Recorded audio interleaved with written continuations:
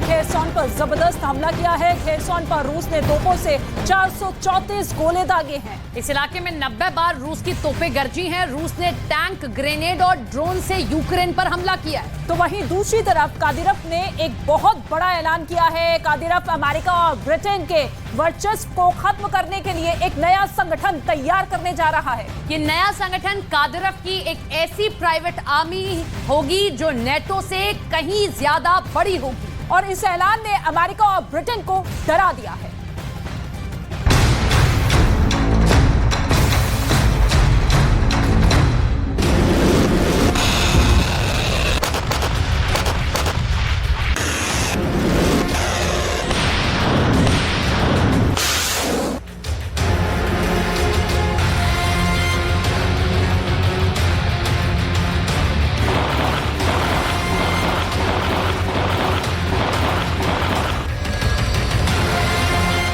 Putin अपने दुश्मन का संपूर्ण खात्मा करने में भरोसा रखते हैं।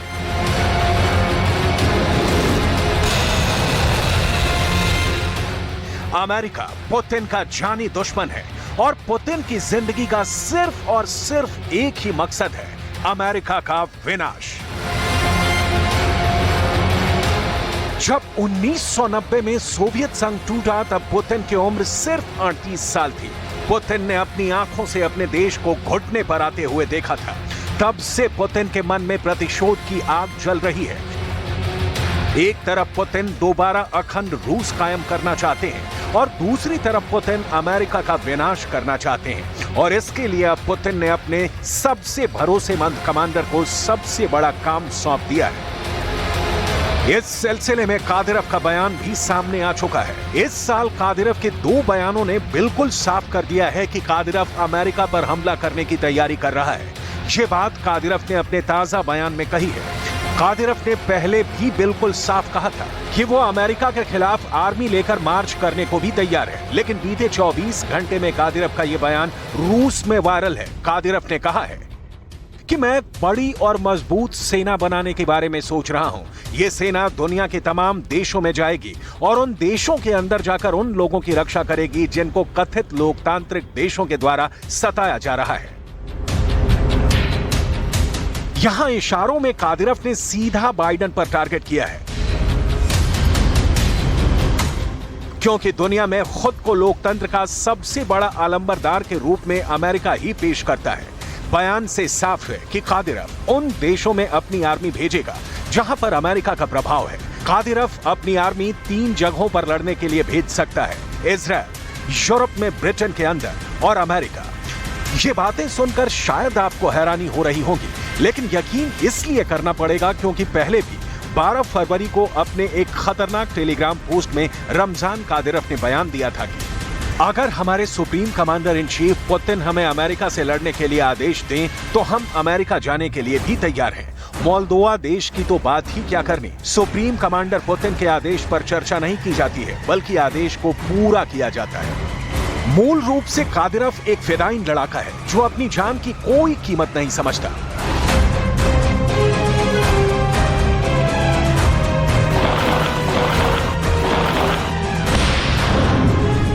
उसके लिए पुतिन का आदेश ही सर्वोपरि है। कादिरफ ने पुतिन के खिलाफ रूस के युद्ध को एक पवित्र युद्ध के रूप में देखा है और वो इस युद्ध में अपनी जान देने के लिए तैयार है।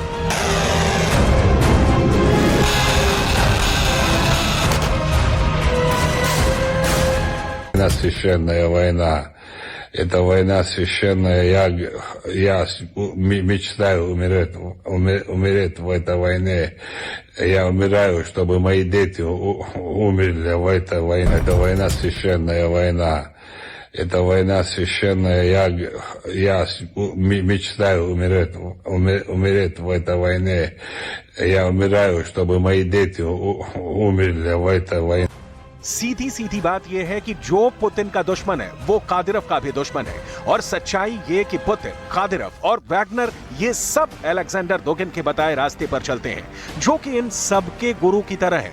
अलेक्जेंडर दुगिन को पुतिन का रासपुतिन कहा जाता है। पुतिन ने अपने गुरु की किताब फाउंडेशन ऑफ जियोपॉलिटिक्स को पढ़ा है। इस किताब को पढ़कर यह समझ में आता है कि पुतिन के मन में अमेरिका के खिलाफ जो गुस्सा है उसको भरने का असल काम भी अलेक्जेंडर दुगिन के विचारों ने ही किया है। अलेक्जेंडर दुगिन ने ऐलानिया पूरी दुनिया में यह कहा था कि अमेरिका का साम्राज्य खत्म हो जाना चाहिए। अमेरिका का विनाश करने की जो बात अलेक्जेंडर दुगिन ने कही है, बिल्कुल उसी बात पर रमजान कादिरव एक्शन लेना चाहता है। दरअसल कादिरव अब ये चाहता है कि उसके बड़े बेटे को अब चेचन स्टेट का गवर्नर बना दिया जाए और खुद वो यानी कादिरव अमेरिका और दूसरे दुश्मन देशों के खिलाफ तैयारी करने की खुली छूट हासिल कर ले।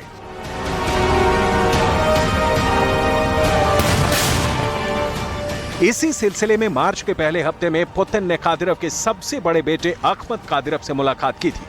अब पुतिन ये भी जरूर तय करेंगे कि क्या कादिरव का बेटा इस योग्य है कि वो चेचन्या का पूरा साम्राज्य संभाल सके। रमजान कादिरव के सबसे बड़े बेटे अहमद कादिरव की उम्र अभी सिर्फ 17 साल है। रमजान कादिरव कैसे पूरी दुनिया को अपनी ताकत दिखाकर धमकाने की कोशिश करता है, इसका सबूत कादिरव के टेलीग्राम पर ही मिल जाता है। देखिए ये तस्वीरें कादिरव की हैं। कादिरव इसी हफ्ते रूस की एक हथियार फैक्ट्री में गया था। वहां पर कादिरव की नई सेना के जवान फायरिंग की प्रैक्टिस कर रहे थे। कादिरव भी खुद हथियारों पर हाथ आजमाने लगा। कादिरव ने कई राइफलों और अत्याधुनिक हथियारों से ताबड़तोड़ फायरिंग की।